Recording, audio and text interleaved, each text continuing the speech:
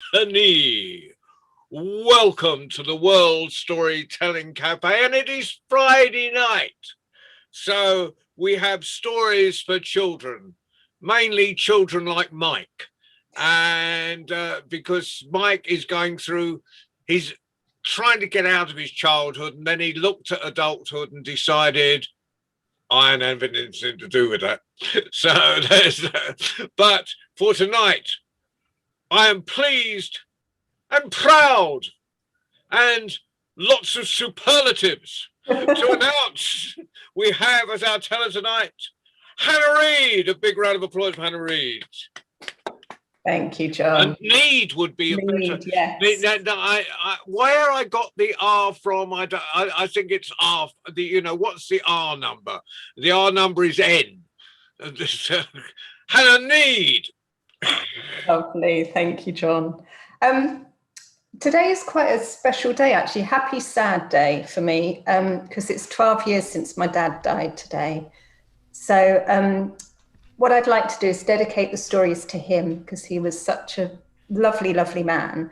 And also he'll probably crop up in some of the stories tonight. So keep an eye out for my dad. He's quite a cheeky chap. So anyway, so I think I'll start with a story that's fast becoming one of my favourite stories at the moment.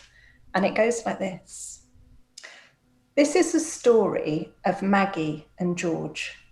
And Maggie and George have been married for quite a long time, which was amazing because Maggie and George didn't agree on anything at all.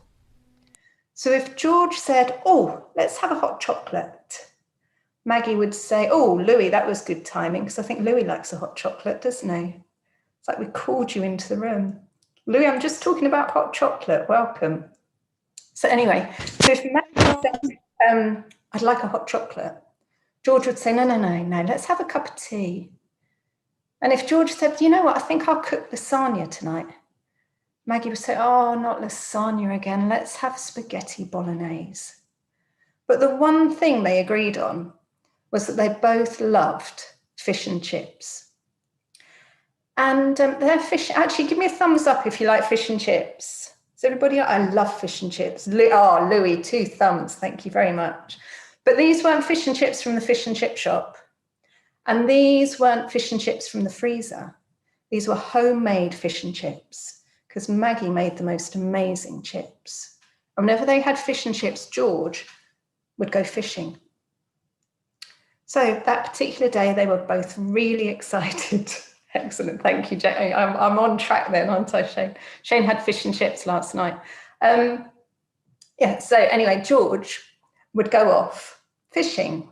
And where they lived was beautiful. They lived by the sea. And in the harbour, George had a little boat, nothing flash, just a little rowboat. So he got in his boat and off he went, rowing out to the harbour. You might want to help me rowing, actually. It's quite hard work. Rowing out to the harbour. And then he rowed out to sea, not too far, because it was only a little rowing boat. But he loved being out in that boat. It was so quiet. It was so peaceful. So George set up his fishing line. I know nothing about fishing, but he set up his fishing line and cast his line. And he sat there waiting. And this was the thing he really enjoyed, because the peace and the quiet and just being by himself was the best thing about fishing. And he fished for a while. He kept reeling in his line and casting it again and just waiting for a bit and reeling in his line and casting it again. And then he'd wait a bit. And he whiled away the whole afternoon, but then he started to get a little bit worried because he hadn't caught a thing. Well, if he hadn't caught any fish, then there wouldn't be fish and chips for supper, and that wasn't good. So he thought, right, one last try, and I might really need your help with this one because we need to throw this line out properly. So he threw the line over his shoulder and he cast it as far as he could, and he waited. And he didn't have to wait long till the line just started bobbing around. So he reeled it in as fast as he could and caught the ugliest fish he had ever seen. This fish looked at George, really unimpressed. Can you please put me back in the water? soon as possible. And George was, he'd never met a talking fish before. So of course, he put the fish back in the water and he even said, I'm so sorry to the fish, and just very gently put the fish back. And the fish swam off. And as George sat there thinking, I think I've gone slightly mad. Did that fish just talk to me? Well, there was a splashing around next to the boat and George looked over and there was the fish again, still looking really unimpressed. But the fish said, when you get home, the first 3 things you wish for will come true, but be careful what you wish for. And George was so excited. He didn't listen to the warning. He just thought, 3 wishes, 3 wishes. What shall I wish for? Who can I see? Shane, what would you wish for? Can't hear you. A soft seat for my rowing boat. Ah, okay, lovely. Oh, hello, Ava. Ava, what would you wish for? You've got 3 wishes. What would you wish for? World peace. Good one. Very good one. Louis, how about you? If you had a wish, what would you wish for?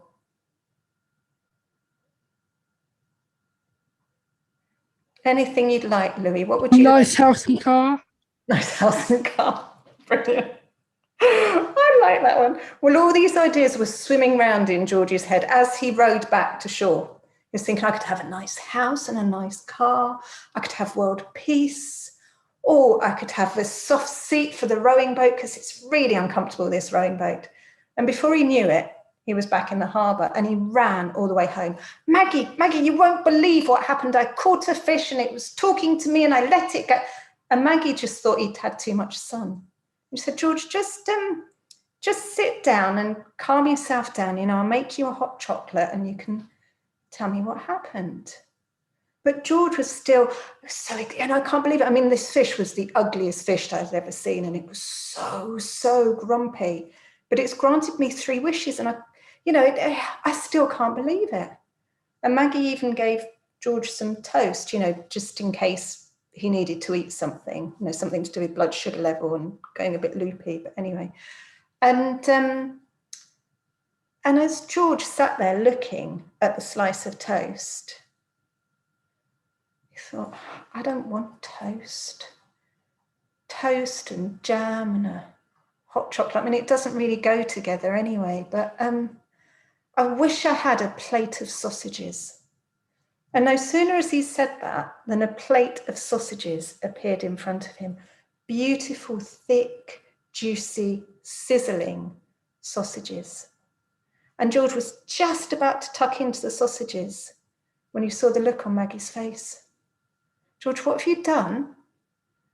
You could have wished for a big house and a nice car. You could have wished for world peace, and you've wished for sausages, a plate of sausages. She was so angry. She said, George, I wish those sausages were on the end of your nose.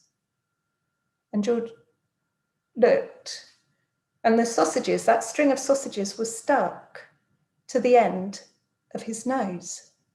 You know, like a lovely string of sausages you'd get from a butcher's. Well, Maggie, what do I do? And Maggie said, well, just pull them off. So George took hold of the sausages and he pulled, but it felt like his nose was being pulled off his face. And Maggie said, okay, well, just twist them like they do at the butcher's. So George got hold of the sausages and he twisted, but it was like someone was twisting his nose off. Tears were running down his face. And Maggie said, look, it's all right, I know what to do. And she went to get the sharpest knife in the kitchen. Now, this isn't one to try at home. Okay, it's all right, Shane, it's fine. It will be all right, I promise. But don't try this at home. Okay, Maggie very, very carefully started cutting at the sausages. But it didn't work. No matter how much she tried to cut the sausages, nothing happened. Those sausages were stuck to his nose. And George said, you know what, Maggie? There's only one thing for it, isn't it? I wish these sausages would disappear. And they did. The sausages disappeared.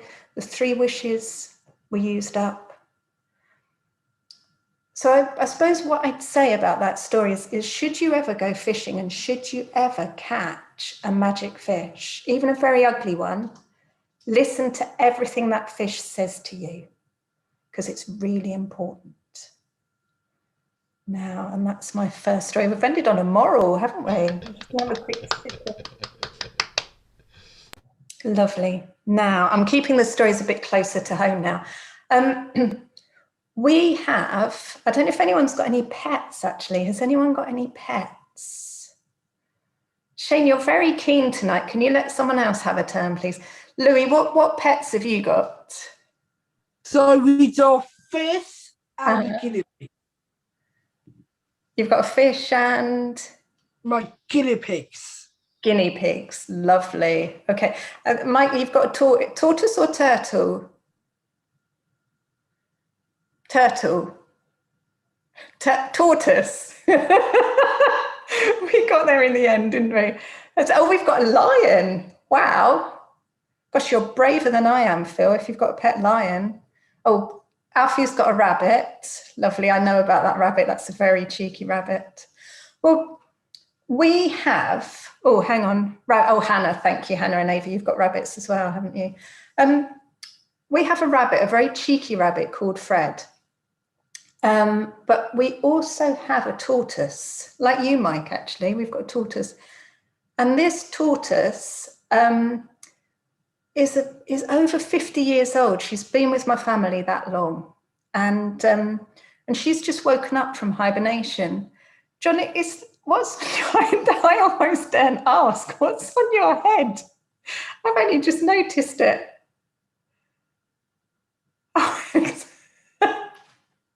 Well, our tortoise doesn't sit on people's heads, luckily. Our tortoise isn't that adventurous. But anyway, we have a tortoise and a rabbit, and those two wonderful animals inspired this story.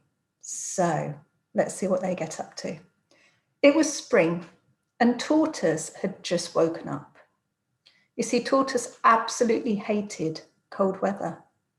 So much so that she slept all the way through winter. And I can't say I blame her. I mean, with the winter we've just had, I would have quite happily have hibernated with her if I could. I mean, does anyone else wish they'd slept all the way through this winter like my tortoise? Yeah, indeed. Well, anyway, in the story, back to the story, I digress. Tortoise had just woken up and it was a beautiful spring day. You know, sun was shining, but it was still really quite chilly.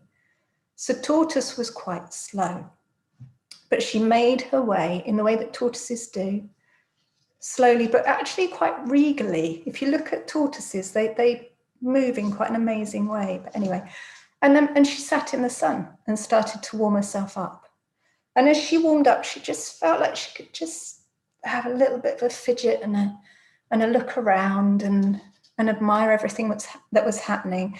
And it was definitely springtime, beautiful day. Well, Rabbit had heard that Tortoise had woken up, and Rabbit was so excited. Rabbit came bounding across the field and virtually tripped over Tortoise. Tortoise, oh, so lovely to see you.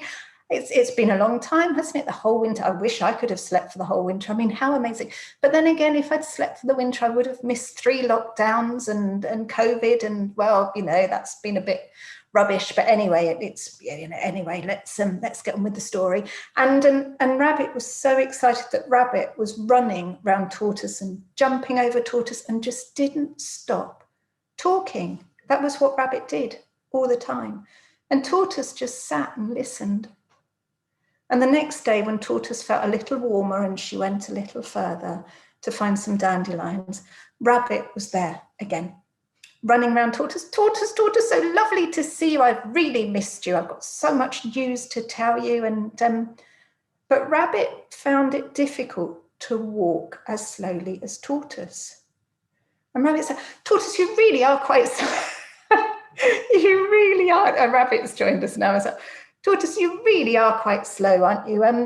You know what? I'd just run around you in circles, if that's okay, while you make your way across the field. And you always have been slow, though, haven't you? Always slow. And Tortoise was just sort of thinking about what Rabbit was saying and saying, yeah, well, I have always been slow, But my mum always used to say, slow and steady does it. Rabbit said, slow and steady, slow and steady. I can't imagine that. I just like to get to places as quickly as I can. And Tortoise said, well, it's like my dad used to say, what's the rush? And Rabbit said, well, there's always a rush. There's always a rush. It's really nice to bounce around and rush around and have lots of energy. Well, Tortoise wasn't convinced, and they kept having the same conversation. I mean, they were really good friends until one day Tortoise said, Rabbit, let's have a race. Slow and steady does it. That's what I think. Let's have a race. And Tortoise, hang on a minute. Did you just say we should? Tortoise, you do make me laugh. Yeah. That's absolutely brilliant. And then he saw Tortoise's face and realized Tortoise was serious. Tortoise, okay, you want to have a race? Well, okay, we could do. And Tortoise said, yes, I'd like to have a race. So tomorrow morning, we'll start at the oak tree and we'll go over to the farm. And Tortoise said, and Rabbit said, yes, that'd be lovely. And then can we run round the farmyard? Because I like running round things. And Tortoise said, okay, we'll go round the farmyard. And Tortoise said, to finish the race, we'll climb up the small hill to finish the race. And Rabbit said, yes, the small hill. Right, tomorrow morning, 9 o'clock, we'll meet by the oak tree. And so it was. That morning, Tortoise and Rabbit stood next to each other on the starting line. Well, Tortoise just sort of sat and Rabbit sort of bounced in the way that Rabbit did. But all the animals had heard. Thank you, Shane. As Shane is demonstrating beautifully. Right, okay, we have a tortoise and a rabbit, don't we? Mike and Shane, I hope you're ready for this. Okay, are you on the starting line, ready to go? Yeah, lovely, okay. And Louis, I think you need to start the race if that's okay. We've got Tortoise and Rabbit here. So when you're ready, can you say ready, steady, go, or something like that? Yeah, and we're set off Tortoise and Rabbit.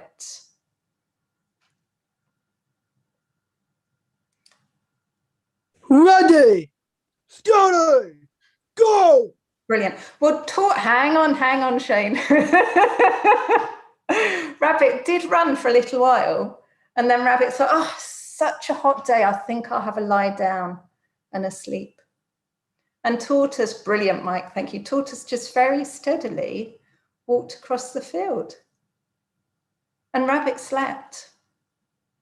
And Tortoise just very steadily wandered around the farmyard. And Rabbit slept. And Tortoise made her way up the little hill. Beautifully done. And Rabbit slept. But then Rabbit woke up and thought, oh gosh, it's a bit chilly. Oh, race, hang on, I'm running a race. So Rabbit was off, bounding across the field, running around the farmyard. I'm just going to keep running you around the farmyard, Shane. And then bouncing up the small hill, all the way to the top. But when Rabbit got to the top, Tortoise was already there. Tortoise had won the race. Oh, Rabbit, it's okay. You'll have your day, I promise. Yeah. Well, Tortoise had won the race, but Tortoise was actually very, very kind. I like the victory dance. Tortoise was actually very kind. But I'm just thinking of what Tortoise's dad used to say to her. What's the rush? And that's what my dad used to say a lot. My dad was always someone who always left plenty of time to get to somewhere. And he always used to say, what's the rush? So maybe as we come out of this lockdown, it's quite a good story, I think. And it's maybe something nice to think about. This might be one more for the mums and dads and the storytellers. Just bear that one in mind. What's the rush? That's my dad's wise words that I'm going to share with you this evening. My dad used to always say, do you make haste slowly? Oh, brilliant. So our dads, obviously, great minds think alike then, John, for our dads. Right, very wise dad indeed. Thank you, Hannah.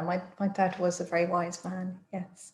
Right, we need another story, don't we? I feel like some more talking animals. It's obviously my theme's usually food in stories, but tonight it seems to be talking animals. And I'm intrigued which puppets are going to arrive for this story. I would Hannah and Ava. Oh, excellent. Oh, brilliant. Okay, lovely. Right, moving on. We need a story, don't we? I'm getting distracted by puppets. Right. This is such a lovely old story. Once upon a time, there was a king, and the king had 12 daughters. I mean, Louis, can you imagine that? 12 children, all girls. Yeah, lovely. Well, all of the princesses were beautiful, but the youngest, as often happens in stories, was the most beautiful of all. But that wasn't the only thing that made her different to her sisters. You see, she hated being a princess. She didn't like wearing posh dresses because she was always worried about getting them dirty. And she didn't like having to be on her best behavior all the time. I mean, does anybody like being on their best behavior all the time? No. Oh, Louis. Inessa, I like it. Yeah, don't want to be on your best behavior all the time, do you? And she was always so worried about saying the wrong thing, you know, and saying please and thank you all the time. She had to be so polite. But the thing that she loved doing more than anything was getting away from the palace, going out for walks, probably like a lot of us have over the last year. And the place that she loved to go more than anywhere was into the forest. And she'd quite often spend hours just wandering through the forest, a bit like your background, Mike. You know, that beautiful coolness you get in the forest and the tranquility, and oh, she loved walks like that. And one day, as she walked along, rolling around in her hand, she had a golden ball. And it was one of her favourite things to play with, because to roll it around in her hands was really soothing and really relaxing. And as she walked, her mind just relaxed, being outside in the forest. And she thought she'd stay a while, so she found a lovely old oak tree, and the branches reached out in all directions. And she sat under the tree. It was like the tree was sheltering her from the world. And as she sat, she played with the golden ball, just rolling around in her hands. But then something made her jump, and she dropped the ball. And before she could do anything, the ball rolled away into a pond. And she jumped up and tried to get the ball back, but the ball was gone. And she kept thinking to herself, what am I going to do? I love that golden ball. It's my favourite thing. But what's Father going to say? She's thinking, I know what he's going to say. I should look after my things, and I should be more careful. And, you know, all those things mums and dads say to you sometimes. Well, she knew that was exactly what her dad would say to her. And she started to cry. And then she heard a sort of next to her. And when she looked down, all she could see was a smelly, slimy frog. She wasn't super keen on frogs. Oh, Ava, well done, our first frog puppet. So now I'm thinking your frog probably isn't smelly and slimy, though. It looks like a very nice frog. So maybe we should change the story, do you think? Yeah. I don't want to offend your frog. Anyway, the frog could talk, and the frog sort of puffed himself up to his full height, which wasn't very big because he was a frog. Princess, I wonder if I can help. You look so upset, and but you know, is there anything I can do? And the princess sort of looked at the frog. Are you talking to me? And the frog said, well, yes, princess, actually I am, and I wonder why you're so upset, and if it's something I can help you with. And the princess said, well, I don't know really. And her story came tumbling out. You know, I'm sitting here playing with my golden ball, and it's rolled away and it's gone into the pond, and I don't know how I'm going to get it back. And the frog said, well, I can definitely help you. And the princess said, be amazing. I'll give you anything you want. I'll give you money. And the frog said, money's not much use to a frog. Oh, brilliant, Louis. Another frog. Excellent. And I wonder what your frogs would like, though, because the princess offered the frog money. She offered the frog a golden crown. She offered the frog nice clothes. And every single time the frog just sat there and, well, that's not much use to a frog, is it? And the princess in the end said, well, what would you like?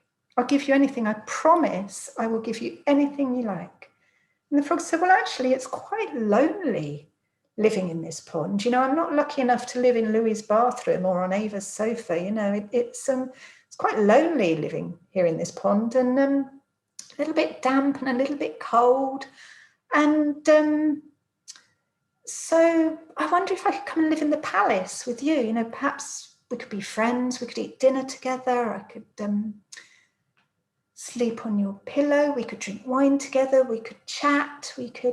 And the princess, anything at all. Please, just can I have my golden ball back? So the frog hopped off into the pond and came back with a golden ball in its mouth at the princess's feet. And the princess sort of picked up the ball and wiped it off and didn't even say thank you. She just ran back to the palace with the ball. I know, Mike, Shirley, it's terrible, isn't it? We've got lots of people shaking their heads. She didn't say thank you. No, I know, Baden, terrible. Because I know all of you would say thank you, wouldn't you? Yeah, especially to a talking frog. Yeah, definitely. Well, anyway, that night, the princess was sitting at the dinner table, and this wasn't a normal dinner table. This was like a banqueting table. And she was sitting with her 11 sisters and the king, having a wonderful, sumptuous meal, lovely wine. And there was a very strange noise outside on the stairs, a bit like this. And then a knock at the door. Princess, youngest princess. Thank you, Louis. I like it. That was a great knock at the door. Princess, youngest princess. And the princess got up and went over to the door. And when she opened the door, there was the frog. So she slammed the door as quickly as she could and went back and sat down. The colour drained from her face. She couldn't eat anymore. She couldn't drink her wine. She just sat there quietly. And the king noticed, and the king said, youngest daughter, what's wrong? She said, oh, nothing. I just don't feel very hungry. He said, well, who was at the door? No one. It was just the wind. And then there was another knock. Are you ready, Ava? Are you ready, Louis? We need some knocks on the door now. Lovely.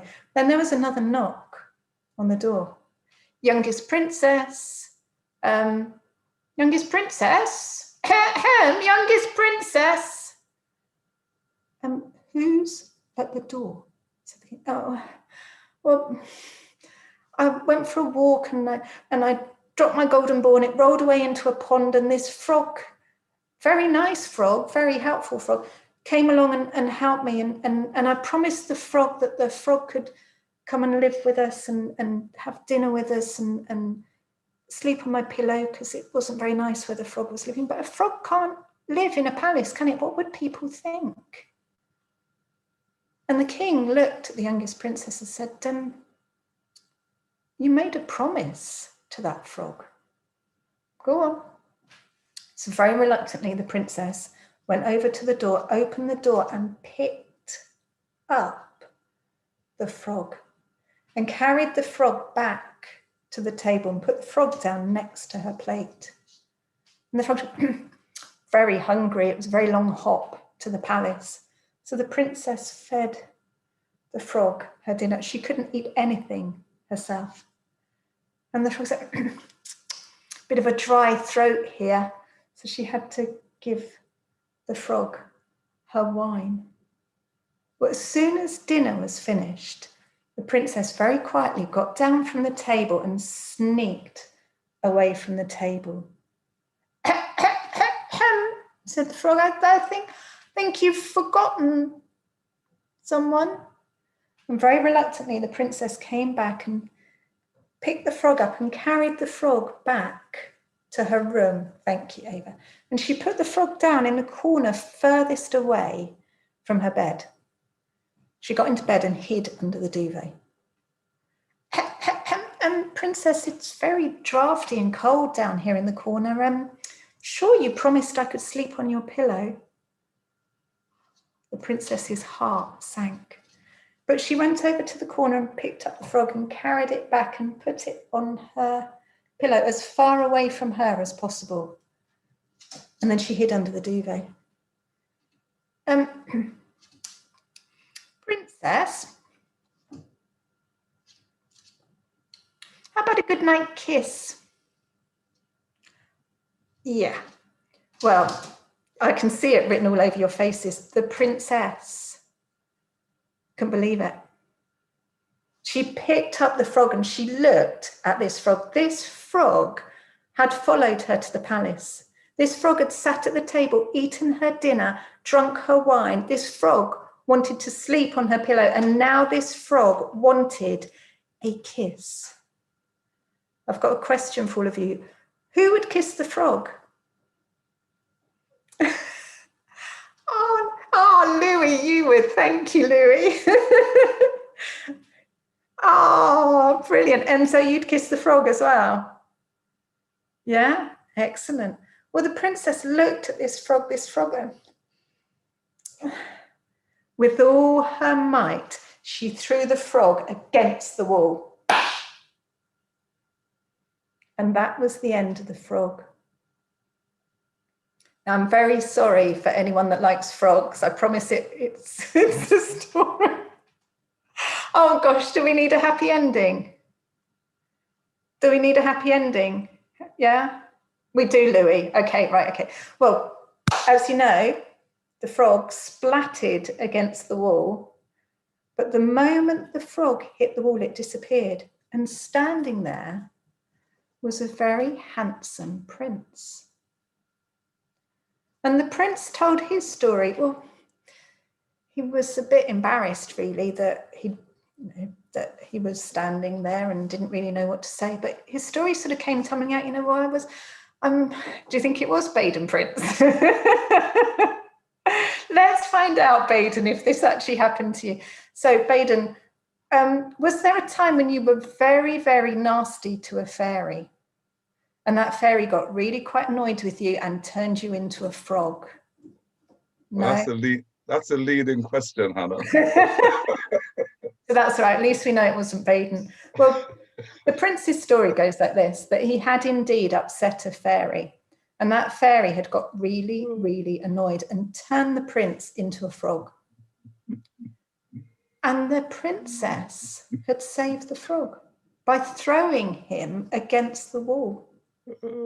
Now, if you really want a happy ending, the prince and the princess fell in love, got married, and lived happily ever after. Did I save it? You got your happy ending in the end, didn't you?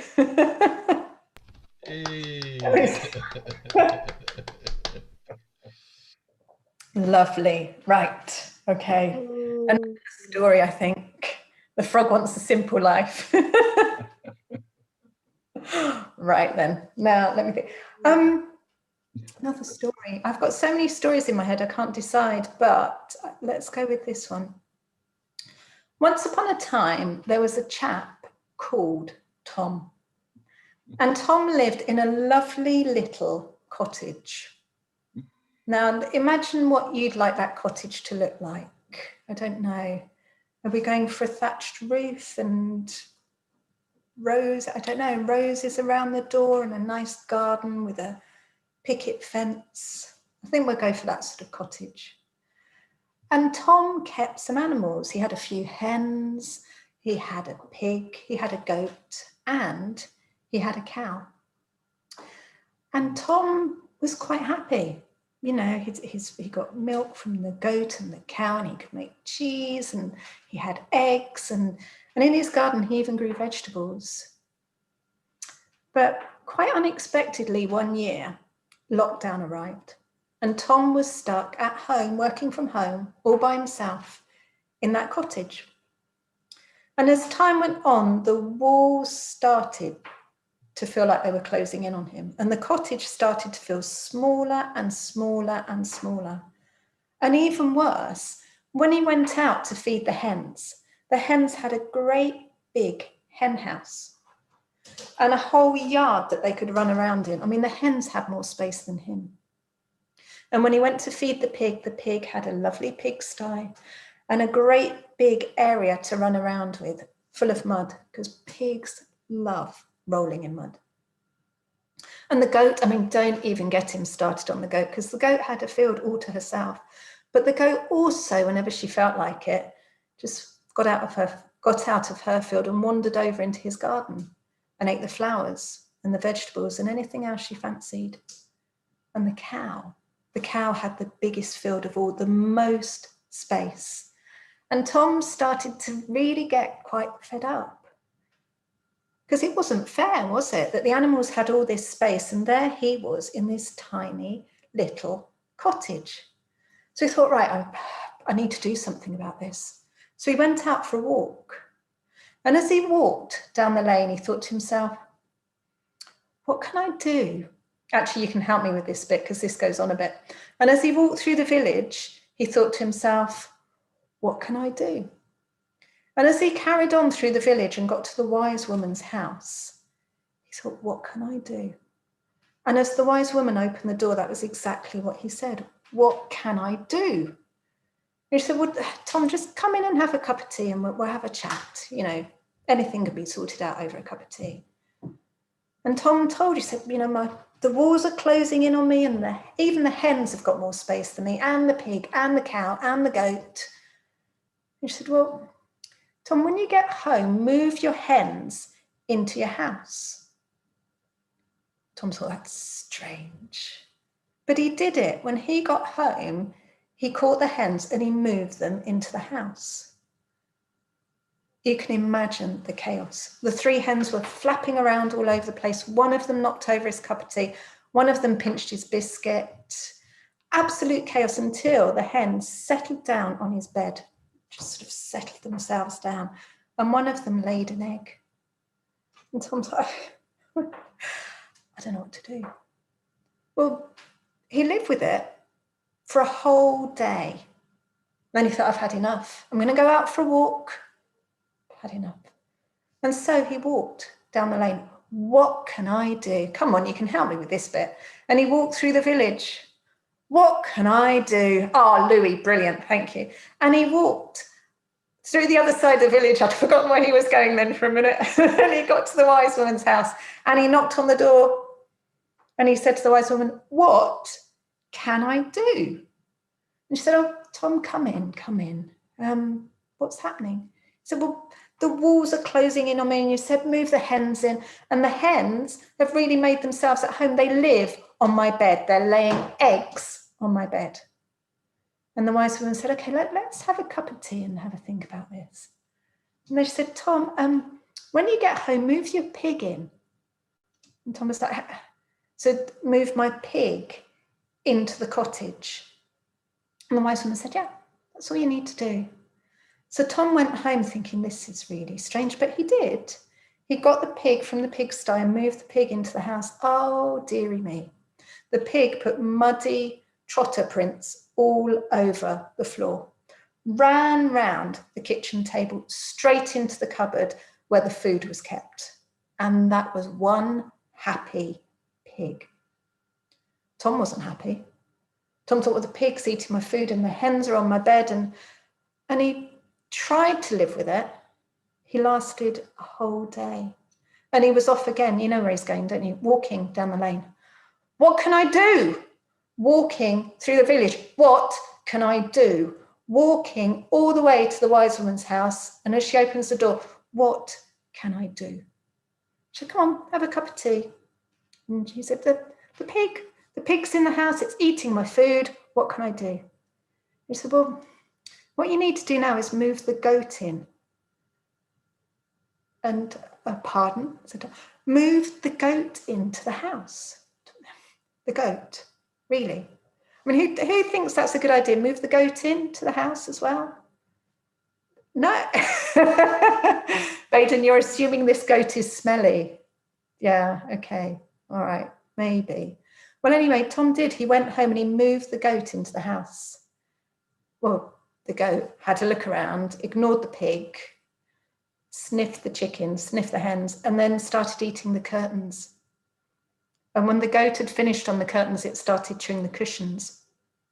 And then it started chewing the chair legs. And Tom just watched and thought, but he did. He lasted a whole day before he went out for his walk. And he walked down the lane. What can I do? And he walked through the village. What can I do? I love your walking, Louis, and well done, Alfie. And he walked through the village to the wise woman's house. And when she opened the door, he said, what can I do? And she said, well, come in, we'll have a cup of tea. And he said, I don't even think a cup of tea is going to sort this one out. The hens are on my bed, the pigs eating all my food, the goats chewed the curtains, the cushions, everything. What can I do? And the wise woman said, well, move your cow in. And that would be a twist in the tale, wouldn't it, Mike? Move your cow in. And the cow, really? And I know, what do you think? Move the cow in? No, Louis, you're really not convinced, are you? Neither's Hannah or Shane. Well, Tom went home, went to the cow field and managed to heave the cow into the cottage. And the cow completely ignored all the other animals, went over to the fireplace, climbed into the tin bath and didn't move. And Tom just watched and thought, how on earth do I get the cow out of the tin bath? Well, he lived with it for a whole day. And he looked at the cow in the tin bath and the goat now chewing. What could the goat be chewing now? His clothes. Oh, go on, Shane, you've got an idea, haven't you? Louis, what do you think the goat's chewing now? He could try that, couldn't he? He could say to the cow, move over. Louis, what do you think the cow might be eating? The goat, sorry, what's the goat eating now? I can't hear you, Louis. The whole everything. A table leg. Table leg. You're right. The goat was chewing the table leg and the bedclothes. Thank you, Phil. And absolutely anything, because goats do eat everything, so I've heard, and anything. The pig was still in the food cupboard. The hens were still laying eggs on his bed. I mean, Tom was even thinking, is it worth going to see the wise woman? I don't know, what do you think? Yeah, he did. He did. Because these things do have a habit of working themselves out in the end. But anyway, off he went for his walk. You ready? He walked down the lane. What can I do? And he stomped through the village. What can I do?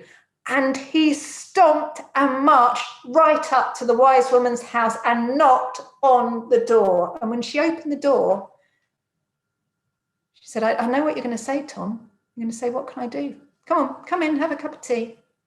And Tom said, I don't understand. This isn't working. He said, you know that the hens are on the bed and the cows in the bath and the pigs in the food cupboard and the goats eating everything, including the table legs.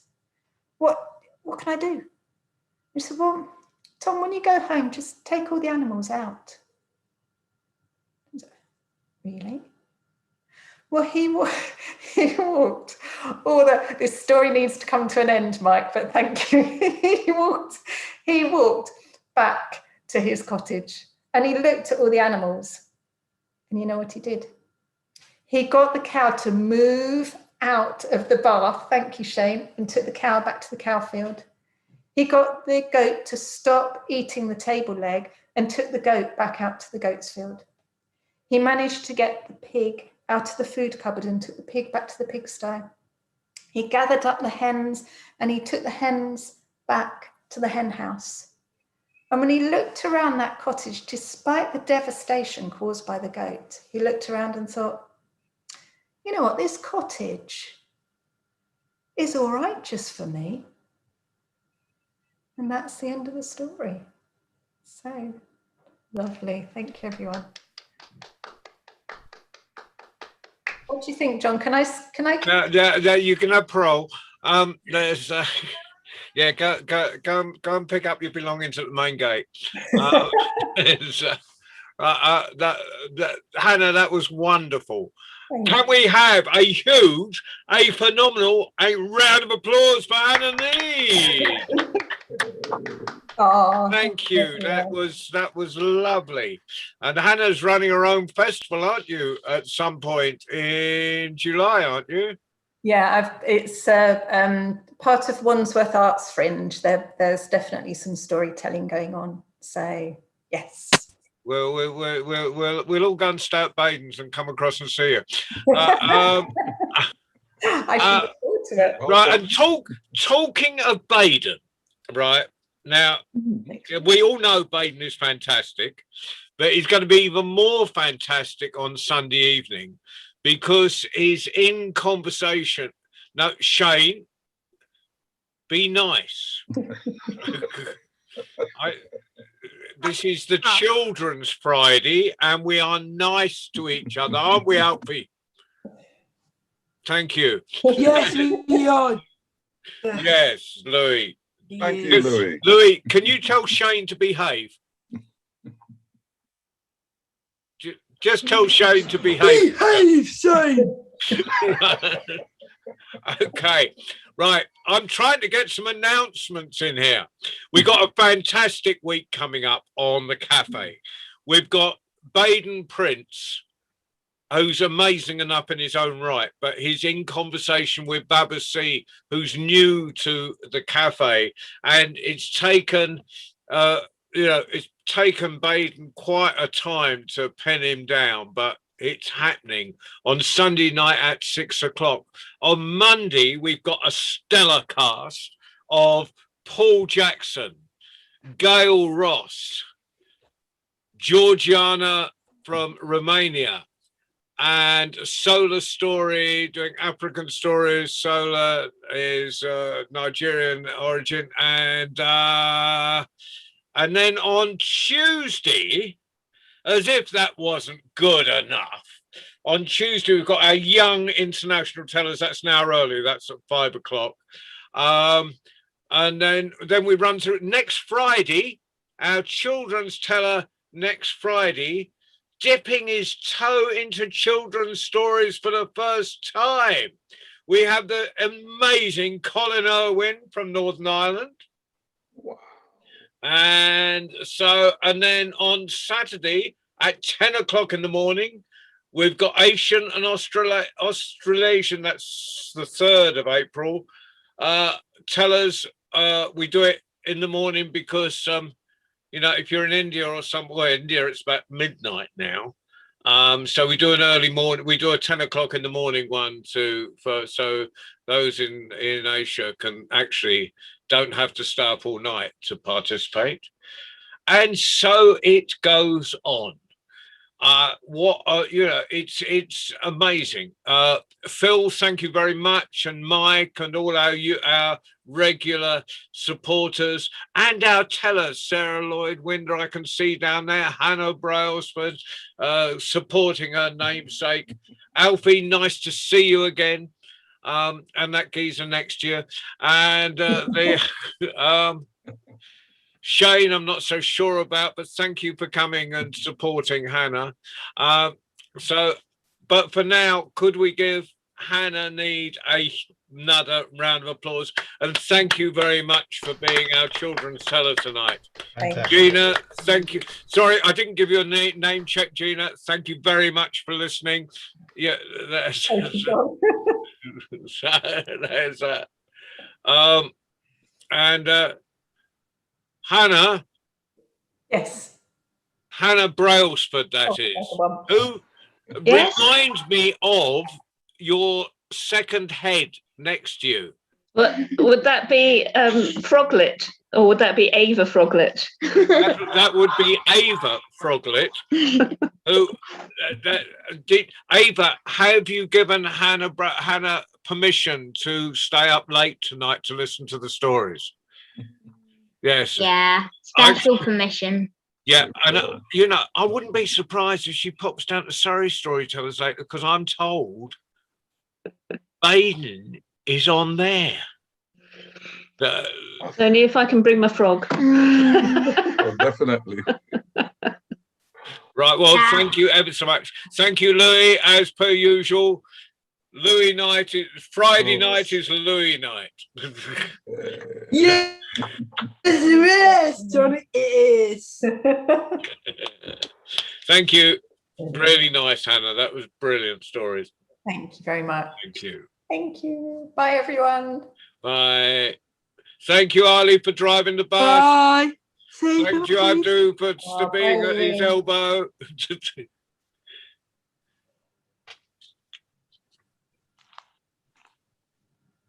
Ribbit. Ribbit. Bye.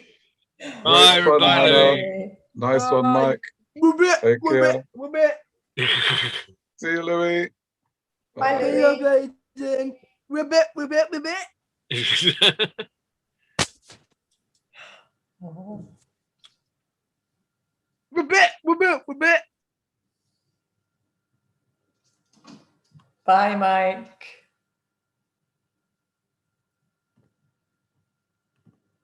Thank you, Ali.